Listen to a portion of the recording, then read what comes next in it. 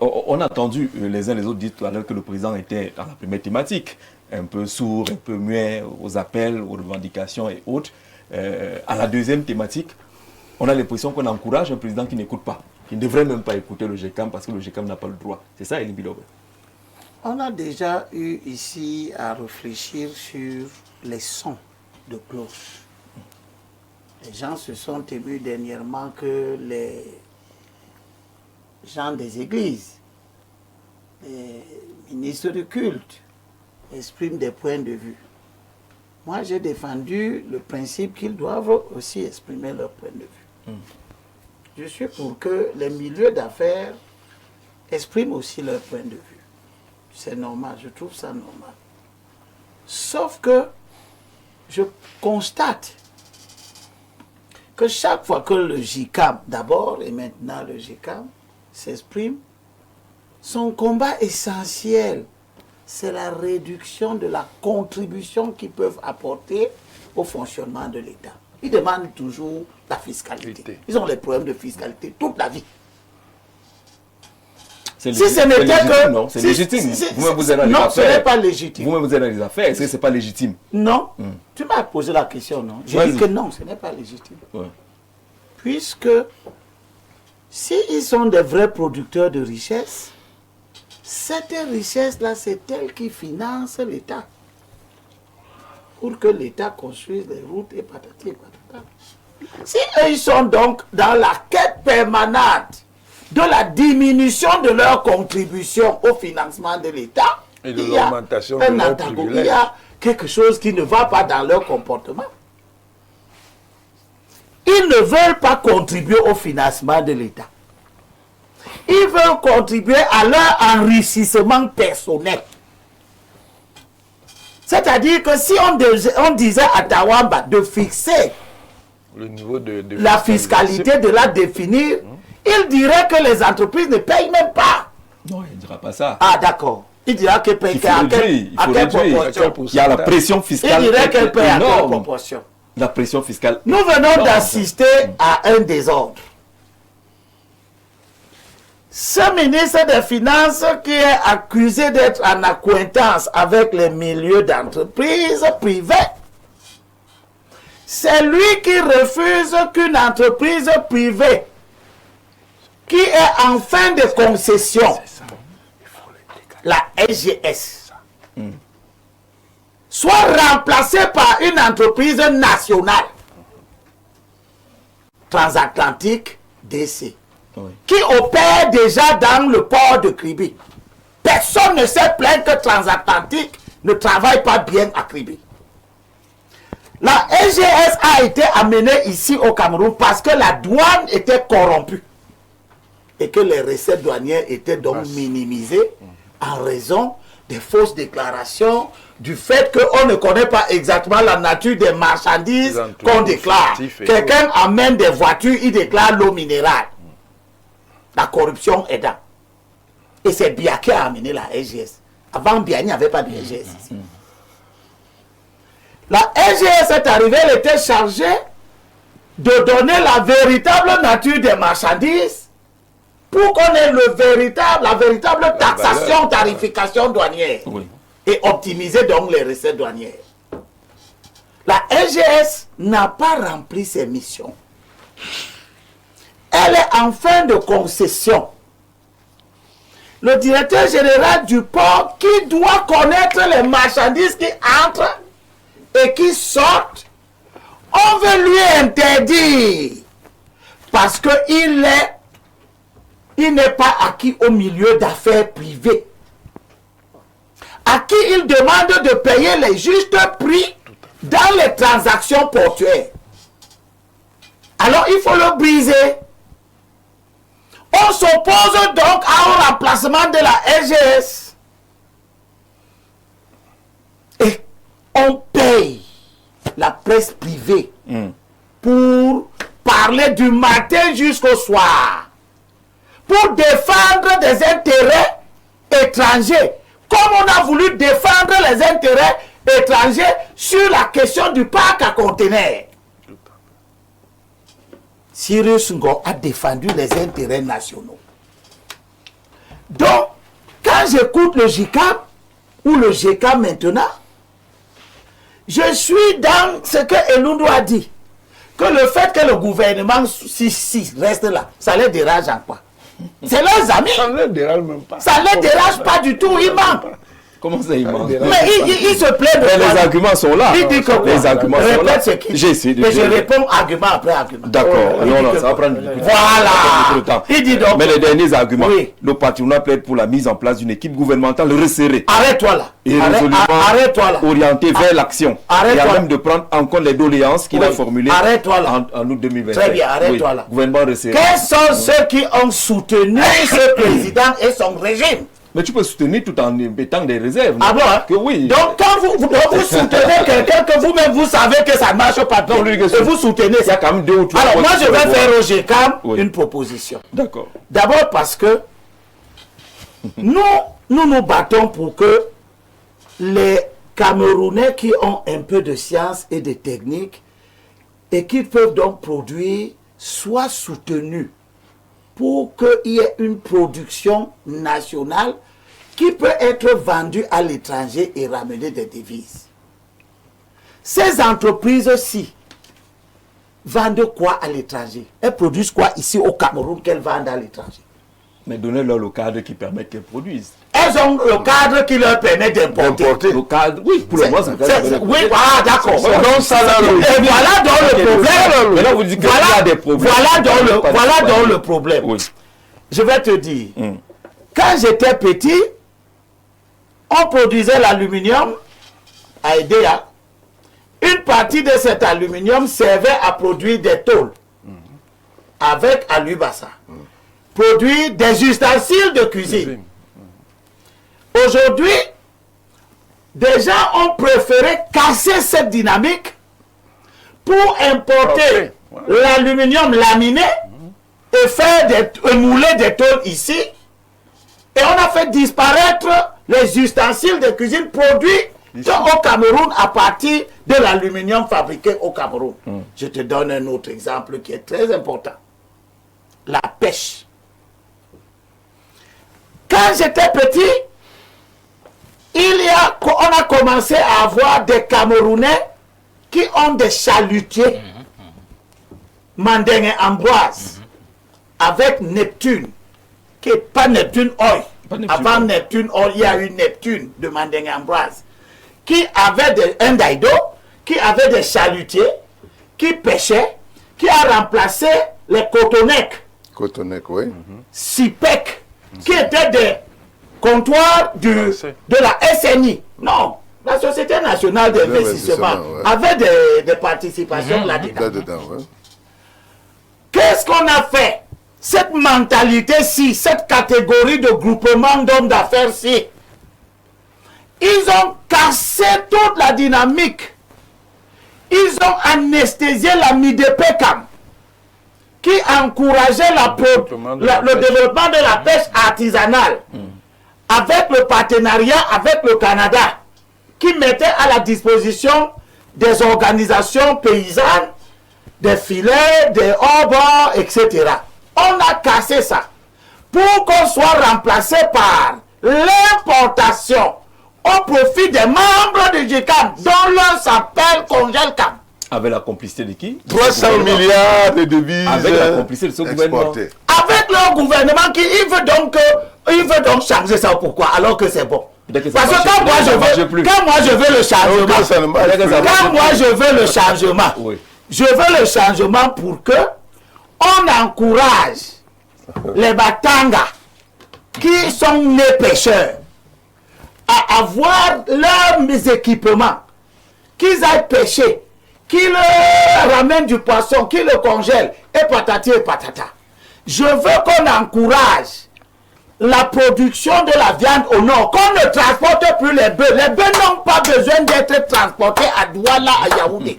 Il y a plus d'industrie que là-bas. Je veux que les bœufs sont élevés au nord, on les abat au nord, on les dépêche au nord, on les stocke au nord, et les négociants vont acheter pour distribuer. Pour que le travail du bœuf développe des emplois au nord. Eux, ils ne veulent pas de ça. Ils veulent des bœufs qu'on balade partout, qui viennent marcher sur les rues de Douala pour chercher l'herbe à manger. Je ne vois pas l'herbe à Douala. Et ça crée toutes sortes de problèmes. Parce que ils veulent tout ce qui se ramène au commerce. Je vais dire à Tawamba que depuis que vous êtes au on va sortir par là. oui. Oui. Est-ce que vous avez déjà posé le problème du recrutement dans vos entreprises des populations autochtones qui hébergent vos entreprises? Vous avez déjà posé ça? Vous voulez seulement qu'on vous réduise la fiscalité. Combien de vos entreprises, toutes 80% des entreprises du GICAM sont installées à Douala? Vous utilisez combien de Douala? Voilà, bonne question. Professeur Biloa, sur cette question, est-ce que le GICAM n'a pas voix au chapitre lorsqu'il parle quand même des difficultés rencontrées par les entreprises, parler quand même de la taille du gouvernement qui est problématique, il faut resserrer, il y a des orientations qu'il faut mettre en place, et il dit encore que mais ces atouts que le Cameroun a, parce que le GICAM reconnaît quand même que le Cameroun a des atouts, mais ces atouts ne permettront de porter notre pays vers le développement que si les réformes nécessaires sont menées avec courage, constance et détermination dans un esprit de justice sociale. Est-ce que le fonds là ne répond pas aux préoccupations de tous les Camerounais? D'un futur président compose. Bon, nous sommes dans un État démocratique, donc chacun peut s'exprimer. Maintenant, nous avons tous des devoirs et des droits vis-à-vis de l'État. Donc on attend du GICAM qu'il aide le Cameroun à équilibrer sa balance commerciale. Parce que le GICAM contribue plutôt à importer, n'est-ce pas, plutôt qu'à exporter. Pour que nous exportions, nous devons produire. Oui. Et le GICAM ne fait aucun effort pour que nous produisions localement. Si nous produisons localement, ça va faire en sorte que nous n'importions plus tellement. Mais il dit qu'il ne peut pas, avec la pression fiscale. C'est la pression fiscale qui empêche qu'on fabrique les chaussures. L'absence des routes, l'absence d'énergie électrique, les lourdeurs administratives. Bon, écoutez, ça c'est un discours constant du GICAM. Mais trouvez-nous ces réponses Il demande toujours qu'on réduise les taxes. Oui, oui, mais l'État a besoin de fonctionner. Donc chacun d'entre nous doit payer des impôts. Il y a eu 60 ministres. Voilà. Maintenant, si le GICAM aidait le Cameroun à produire localement et à exporter beaucoup plus qu'il n'importe, cela contribuerait à équilibrer la balance commerciale du Cameroun. Le Cameroun a besoin de beaucoup plus d'industrie manufacturière. Au lieu que le GICAM aide le Cameroun à faire ça, beaucoup de membres du GICAM sont des grands commerçants. Mais l'État encourage le commerce. Bessala l'a dit. Qui encourage le commerce? Oui, mais qui donne les facilités? C'est le gouvernement. Ce genre de commerce contribue à nous appauvrir. Ce genre de commerce contribue à nous appauvrir. Parce que l'argent que nous avons, nous l'envoyons à l'extérieur pour importer. S'il te plaît, prof, arrête-toi une minute. Vraiment une minute. Oui, vraiment les une ne connaissent vraiment pas minute. l'histoire. Est-ce que tu sais que les vélos, oui, Zéphyr et autres, on fabriquait ça en Dogbati ici à Oui, oui, bien sûr. Est-ce que tu sais que les mobylettes, on les fabriquait là? Et si on n'en fait plus, c'est la faute du GICAM? C'était, oui, je vais t'expliquer. C'était la SNI. Tu as compris? Les chaussures qu'on porte. Pas un passant bata. Les tennis et les caoutchoucs dans les bottes, etc. Les écambis brillants là. On a travaillé pour que les commerçants remplacent cette production locale. Donc on a travaillé. Qui a travaillé? Ceux-ci qui parlent, les Tawamba qui parlent. C'est les commerçants qui ont fait. C'est les commerçants qui ont fait pression. Qui ont fait et l'État a changé d'option. C'est eux qui financent le parti. C'était la minute. C'est eux qui financent le parti. C'était la minute. D'accord? C'est eux qui financent le parti. Il y a des choses que le GICAM demande qui peuvent s'expliquer. Le GICAM demande qu'on assainisse le milieu des affaires, qu'on assainisse le monde des affaires. Ça veut même dire quoi, professeur? Permettez que le Non, professeur ça, exprime. Oui, je veux dire que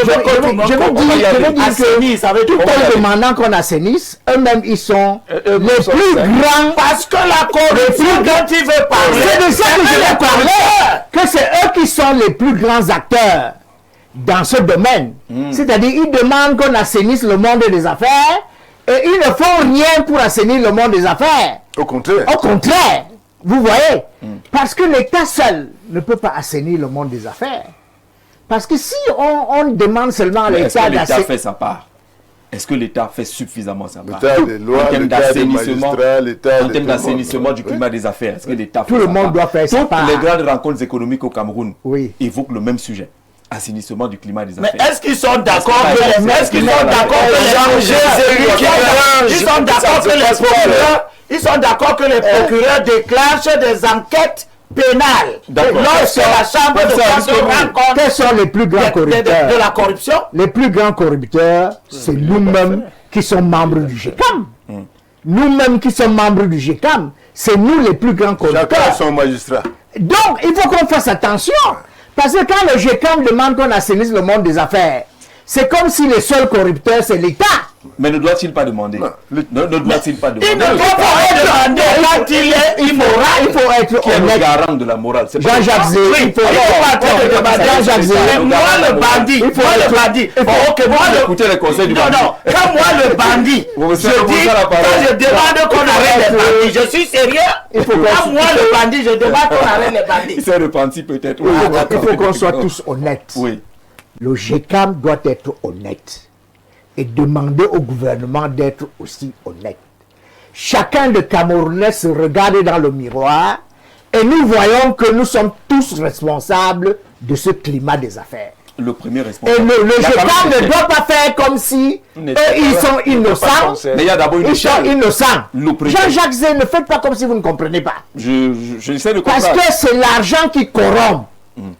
Et c'est le GECAM qui a Vous savez, l'argent. l'argent crée qu'on le- corrompt. C'est le GECAM Qui qui a crée le l'argent. climat de corruption? C'est quoi le climat de Qui crée- corruption? C'est le GECAM. C'est le... C'est lui qui Non, la question que vous deviez poser, c'est qui profite du climat de Quand quelqu'un corruption? rentre dans le bureau d'un magistrat Qui, avec une qui mallette, profite du climat de corruption? Répondez pour ça. Ce n'est pas l'État. L'État n'en profite pas. C'est le monde des c'est pas affaires. l'État. Ah, C'est le monde C'est des quelques affaires. agents de l'État et les quelques commerçants. agents de l'État. Et les commerçants. Merci. Mais Les c'est pas gens l'État. qui Je ont tué le sous-préfet. vais Les gens qui ont tué Permettons- la mafia qui a tué le sous-préfet. Permettons- Je vais Vous ajouter avez autre l'État. chose Allez-y pour ça. au sujet du remaniement. Hmm. Le GECAM peut réclamer le remaniement, puisque le GECAM fait partie du Cameroun. Oui. Moi, je n'ai aucun problème avec ça. Tout comme les militants même du RDPC réclament le remaniement. Voilà. Quand nous étions sur le terrain pendant la campagne électorale, les militants, la base nous disait, allez dire au président national On veut des changements. qu'on ne veut plus ce qu'on voit là. Il faut renouveler le monde politique. Renouveler. Non, ils vous disent ça. C'est ça. De- Et les gens nous ont dit... Ils ne vous disent pas de lui dire de se renouveler lui. Non, attendez. Comment... Je vous en prie, laissez-moi aussi parler. Oui, parlez. Allez dire au président... De ne pas quitter. Non. Mais d'enlever les autres. On accepte Il le renouvelle les président. autres. Oui. Allez dire On au laisse les autres. président de renouveler la classe politique. Tout à fait. C'est ce que les militants du RDPC nous ont dit. D'accord. Et les militants, certains militants du RDPC nous ont dit que bon, on va quand même sanctionner le président parce qu'il y a des gens dans son équipe là qui ne nous reçoivent jamais. Quand ils arrivent au village, ils ferment la barrière. Ils ne nous écoutent pas. Ils ne nous écoutent pas. Donc, par conséquent, nous allons sanctionner le président. Non, pas parce que le président nous a fait quelque chose de mal, mais parce qu'il a des gens dans son équipe qui ne tiennent pas compte de nous. Donc, aux législatives et aux municipales, C'est ça le discours. si rien ne change, on va sanctionner le président. J'espère que j'espère que les littoraliens, À ce vous niveau-là, entendez les gens du régime qui disent que la base demande de sanctionner le président. Et vous démagogie. Pas de démagogie. Pas de récupération. Moi, je parle de ce que j'ai entendu sur Vous avez entendu la pêche. Elimino ne peut pas louper ça. Non, puisque les gens du GCAM ont fait en sorte que Bipol Bia perde au littoral. D'accord. Non, on est ici pour parler des vrais problèmes auxquels la République est confrontée. Donc nous ne pouvons pas venir ici, ne pas relayer ce que nous avons entendu sur le terrain. C'est clair. Vous voyez? D'accord. Bon, mais cela étant dit, la plupart des militants du RDPC ont soutenu le président Biya et ils lui ont envoyé des messages. Lesquels messages je suis en train de relayer certains sur le plateau ici. Mais Elimbi Lobe, lui, il veut récupérer ça. Pour sa logique. Pour sa logique, au lieu qu'il aille régler ses problèmes à C'est Douala. la bonne guerre. Ce n'est pas moi qui vais aller régler les problèmes C'est de la bonne Douala. guerre. D'accord. Douala est sous l'emprise du GCAM. S'il vous plaît, on va faire les Douala est sur l'emprise du d'avoir GCAM. 2 minutes de prise de parole chacun après la lecture de quelques messages. Merci au professeur Viviane Ondoa Biolé qui nous suit et qui participe. Bonjour petit frère, bon débat. Mon avis, le GCAM pose une préoccupation claire de gouvernance, l'élaboration et l'exécution des politiques publiques. C'est la grande question du sens à donner à la politique économique du Cameroun. Merci professeur pour cette contribution. Bonjour, monsieur Elundu Bessala et le professeur Ouna ont raison parce que le président du GCAM est le premier opposant à l'impôt substitution prôné par le chef de l'État. Pourrait-il nous montrer un seul champ de blé créé par lui qu'il arrête de gesticuler Il importe et il revend. C'est tout ce qu'il fait. Bon, peut-être que chacun doit avoir son rôle dans cette affaire. Mais il peut planter sur place et revendre. D'accord. Monsieur Mbega, on a reçu votre message. Le plateau, vivement que monsieur Elimbi permette aux autres panélistes de développer leurs arguments. Ça devient embarrassant à la fin. José depuis Balmayo, il sera député. Ce serait bien qu'il aille à l'Assemblée Les nationale. gens du GCAM sont en train de dire. Il faut dire à Elimbi, ouais, vraiment, encore Elimbi. Laisse parle, lis. Hein? Qu'il est en train de faire des attellages disparates. C'est comme qu'il soit, c'est ici. Zumba, par exemple, depuis Garoua.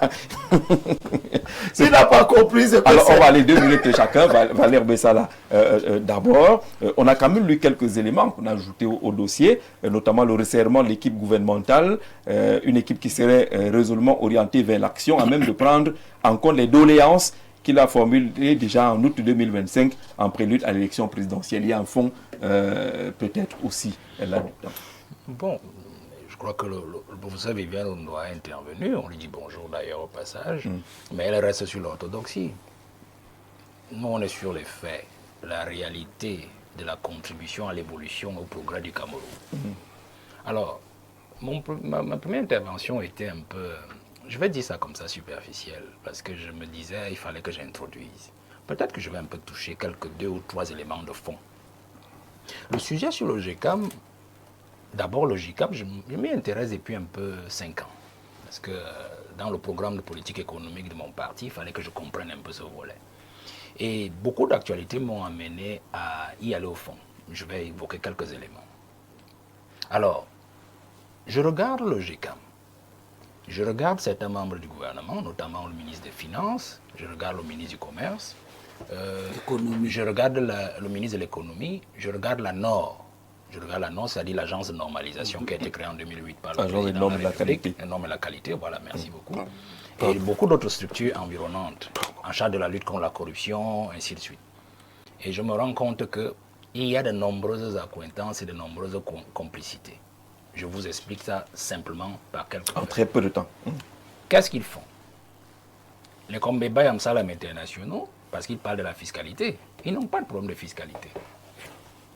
Pendant le Covid, ils profitent pour menacer l'État, parce que c'est toujours le même Tawamba, qui menace l'État pendant le Covid pour dire que si l'État ne baisse pas la pression fiscale, et qu'avec le Covid, ils ont des difficultés à importer. Qu'est-ce que le président fait? Le ministre des Finances demande l'autorisation au président de leur accorder des subventions. C'est-à-dire, on emprunte de l'argent et on le leur distribue pour faciliter l'importation de certaines denrées de première nécessité, produits de première nécessité, afin qu'il n'y ait pas de rupture dans le marché local, puisqu'à ce moment-là, le Covid, certains pays fermaient leurs frontières. Jusqu'à aujourd'hui, on n'a jamais eu un audit de ces fonds-là. L'import substitution, on a parlé du blé. Souvenez-vous, 2023, le même Tawamba met la pression sur le ministre des Finances, du moins qui est devenu un peu son ami, je vais vous expliquer pourquoi après, pour que l'on empêche la Sodeblé de redémarrer. Parce que le secrétaire général du président de la République avait réussi à obtenir 10 milliards du président de la République pour qu'on injecte cela à l'IRAD, pour qu'on relance des champs expérimentaux pour la culture du blé. Vous avez une nouvelle de ces 10 milliards? Non.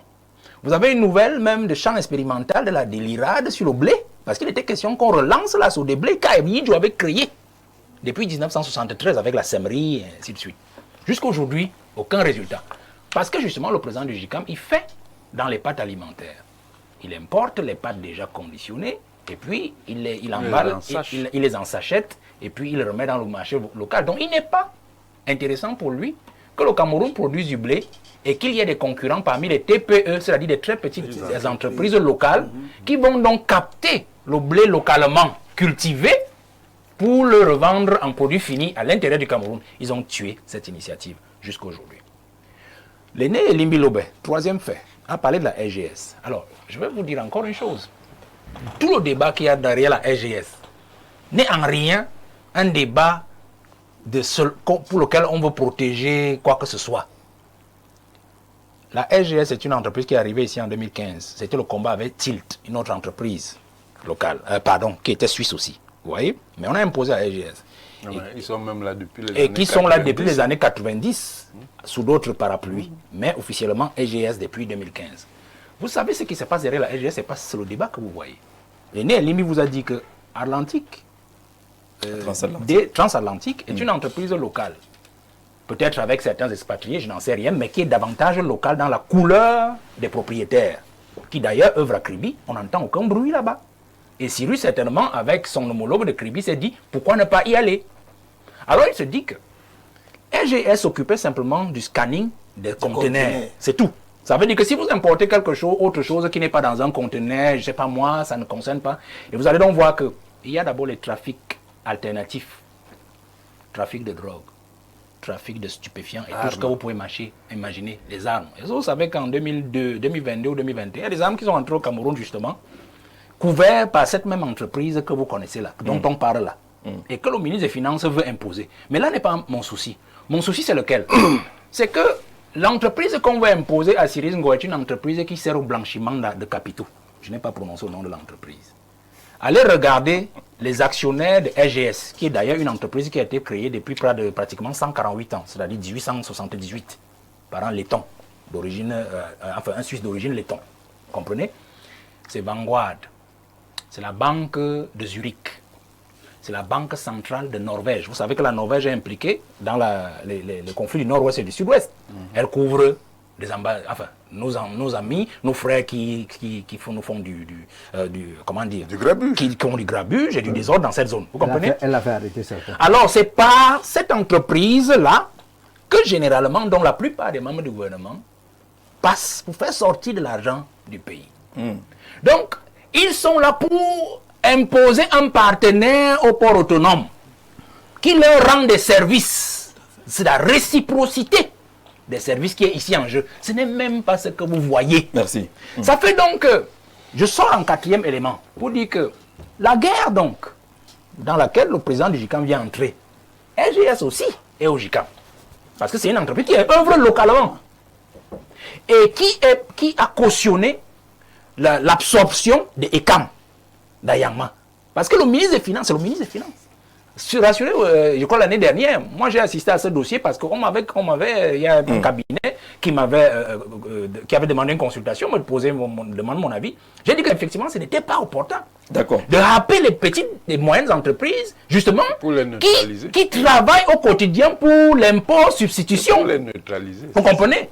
Et le ministre des Finances a arbitré entre Ayangma et Tawamba pour qu'on absorbe toutes ces petites et moyennes entreprises afin qu'elles soient contrôlées par les mêmes lobbies donc, que c'est le président du JICAM, qui sont les lobbies français et les lobbies américains. Vous comprenez? Donc aujourd'hui, quand vous voyez ce qui se passe, donc, je sors par là, ce n'est pas une affaire comme vous voyez, c'est la sécurité d'abord. Parce que Atlantique, tel que Cyrus l'a fait entrer, a un objectif beaucoup plus étendu que SGS. C'est-à-dire que le scanning de tout ce qui entre sur le territoire camerounais et tout ce qui sort. Et on a trompé le président de la République depuis.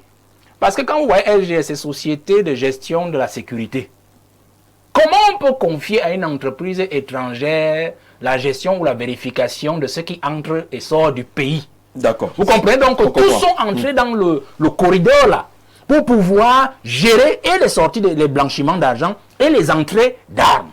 Et à la fin donc, les mêmes lobbies qui s'opposent dans l'affaire Atou, regardez très bien, le lobby qui s'est opposé dans l'affaire Atou, c'est lui qui se transpose encore au port autonome à travers le conflit LGS Transatlantique SA, c'est-à-dire un lobby de la présidente de la République, c'est-à-dire le LGPR, qui soutient le directeur général du port autonome, et le ministre des Finances, qui soutient ces Bayam Salam internationaux, où se trouve donc LGS qui leur rend des services de blanchiment. Non, je suis sorti.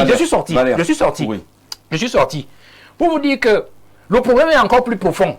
C'est-à-dire que nos financiers, que ce soit le ministère des Finances, ceux qui tiennent la gentilité de la République, ceux qui tiennent les affaires de commerce, sont devenus eux-mêmes des grands propriétaires de nombreuses entreprises que vous connaissez comme être membres du GICAM. Ne vous trompez pas. C'est clair. Regardez les banques qui ont été créées récemment.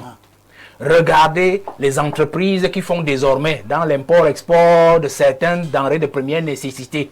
Regardez les flux de demandes au président de la République d'exonération sur certaines matières qui entrent dans le pays, et vous allez comprendre comment nos aînés sont en train de faire sortir l'argent du pays à travers justement cette entreprise qui sont en train de défendre au port autonome de Douala et d'autres entreprises qui ont été créées qui leur permettent justement de garantir leurs vieux jours, peut-être quand Biya ne sera plus là, ou alors au moment de la transition ou au moment du changement pour la succession.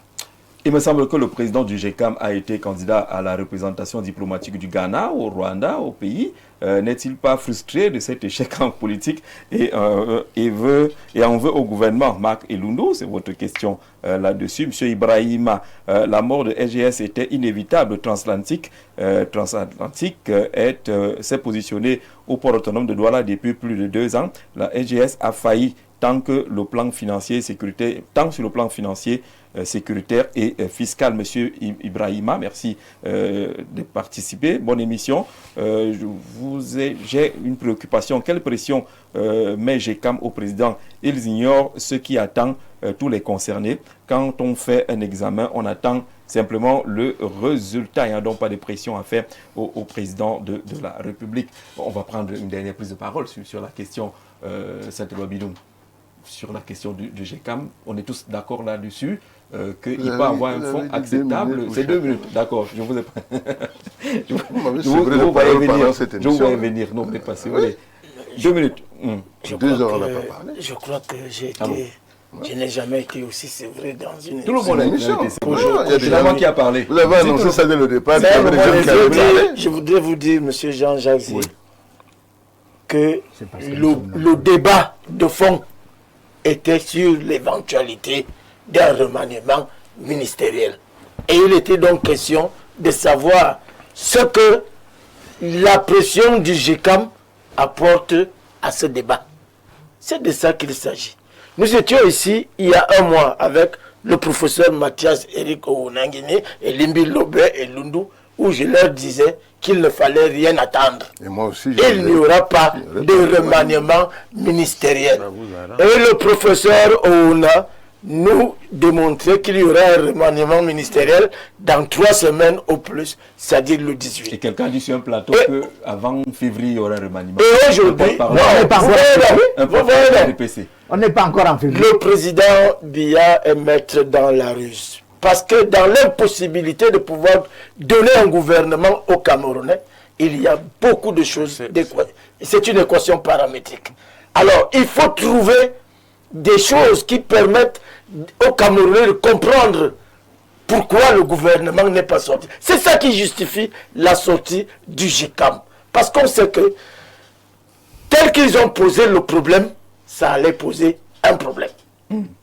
Et, effectivement, avec la sortie du GECAM, ils savent pertinemment que le président n'a jamais agi sous une pression. Et le président, d'ailleurs, ils ont même commis une erreur le 31 décembre, quand ils ont fait dire au président que le remaniement le gouvernement jours. dans les prochains jours. Prochains jours, ça signifie quoi? Vous qui êtes professeur de grammaire, ça signifie quoi les prochains jours? Le 31 décembre 2026, c'est les prochains jours. Mais, toujours est-il que les Camerounais veulent le gouvernement. Et il faut comprendre que le président ne peut plus faire de gouvernement. Pour 3 raisons au moins. Pendant 7 ans, le président n'a posé aucun acte de souveraineté. Aucun. C'est pas vrai ça. Oui, c'est de ça qu'il s'agit. Il n'y a pas eu de... C'est faux. C'est professeur. quoi l'exemple de souveraineté? Parce qu'il n'y a pas eu un remaniement. Voilà. Les assises, Par exemple, le conseil. la magistrature. Voilà par exemple. Voilà par exemple des actes de du souveraineté. livre Donc, est déjà au mandat. Allez. Donc, voilà les problèmes auxquels le président fait face. Et il fallait trouver une astuce qui puisse introduire dans l'imaginaire des Camerounais qu'on peut attendre, par exemple, les élections législatives. Sachant que, une fois que le président sait que les gens ont déjà dit, il sera fidèle à lui-même et il ne fera rien. D'accord. Et on va continuer comme ça. Mais, professeur Owonangini, je crois que les masques sont en train... Permettez de répondre. Si le président Il vous interpelle, mais vous allez répondre après. Si le président forme un gouvernement demain, qu'est-ce que vous allez dire? Pourquoi? Ça attendait seulement demain? Non, on attend depuis. Vous êtes très péremptoire. On attend depuis. On n'y croit plus. Comment vous n'y croyez Alors plus? que le président nous démontre qu'il a toutes les manettes en main, qu'il sorte dans ce gouvernement. Demain, on attend. C'est ce qu'on attend. C'est ce que les Camerounais veulent. Les Camerounais veulent ce gouvernement. Et ça ne vient pas. Et on trouve des trucs. Donc le GECAM, sauf le GECAM. j'ai dit que le GECAM a réussi dans son coup de complicité. Parce qu'ils savent qu'en disant ça, le président ne fera pas de gouvernement. Ah d'accord, je comprends un peu. Est-ce qu'on n'a pas finalement le patronat qu'on mérite? Vous l'avez défini comme improductif, qui ne fait rien pour l'impôt-substitution, qui ne sont que des grands bayam-selam internationaux, qui sont corrompus. Est-ce que ce n'est pas le Parlement qu'on mérite, le patronat qu'on mérite finalement? Alors, je ne sais pas, je ne pense pas qu'on puisse poser la question de la thématique de cette façon. Moi, j'ai écrit un livre, Paul Biya, le disque dur ou l'héritage des générations. Moi, j'observe le président Biya depuis des années. Vraiment, moi, je pense que c'est un homme méthodique. C'est-à-dire qu'en fait, pour qu'il agisse aujourd'hui, il faut qu'il ait des instruments objectifs. Quand vous parlez de 7 ans d'un gouvernement, c'est un gouvernement qui a tout écrasé. La visibilité du casting est un problème. Je pense que sur un plateau, Bessal a ébauché la question des gens. Quels sont les gens qui aident le président aujourd'hui à choisir ses nouveaux collaborateurs? Vous avez confiance en eux? Vous les connaissez? Autrefois, on connaissait quelques personnalités, quelques patriarches qui, effectivement, avaient la main dans la population, avaient la main dans le casting. De deux. Nous sortons une élection présidentielle qui est en fait une circonscription unique. C'est-à-dire que ce n'est pas parce que vous avez eu 100% au sud que vous êtes plus important que les gars qui ont eu 10% à l'ouest. Parce que si on enlève les 10% en question, vous êtes à 43%, vous avez perdu l'élection. Ce n'est donc pas un instrument efficace pour que le président choisisse ses hommes. Je pense que les élections législatives et municipales peuvent permettre de faire bouger les lignes. Ça, c'est une analyse qui me paraît simple et qui, ma foi, j'ai l'impression que ça me donne raison au fur et à mesure. Parce que depuis, moi j'ai dit ici sur ce plateau que je ne vois pas comment le président va faire pour sortir un gouvernement que vous voulez de rupture. Rupture de quoi? On va rompre quoi avec quoi?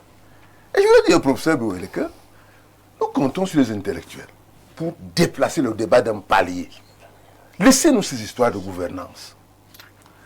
C'est fondamental. Les Camerounais volent, écoutez-moi, laissez-moi, parce que vous me coupez tout le temps. Non, vous n'avez pas coupé. Alors, je vous ai relancé. Non, je vous dis que... non, laissez-moi me relancer après. Vous voyez, vous interrogez la gouvernance. Mais laissez-moi continuer. Quel résultat peut-on avoir sur une bonne gouvernance? C'est moi qui l'ai dit. Vous permettez que j'avance sur ça pour qu'on se comprenne. Je suis en train de parler de ça. Voilà, allez-y donc. Pourquoi vous refusez la question alors que vous répondez? Mais je suis en train de parler de ça. Pourquoi vous me coupez? Chaque fois vous le faites. Je ne vous ai pas coupé. J'ai dit que vous évoquez la gouvernance et vous ne pouvez pas me laisser Je dis ceci. Pourquoi vous laissez continuer sans vous interroger? Voilà ce que j'ai dit. Vous dites que laissez les affaires de gouvernance. Écoutez-moi, comment laisser la gouvernance alors qu'elle est fondamentale? Écoutez-moi très bien. D'abord, ce que signifie la gouvernance. Ouais. C'est une thématique qui voit le jour avec les programmes économiques et financiers. C'est très récent, hein, fin des années 90, là.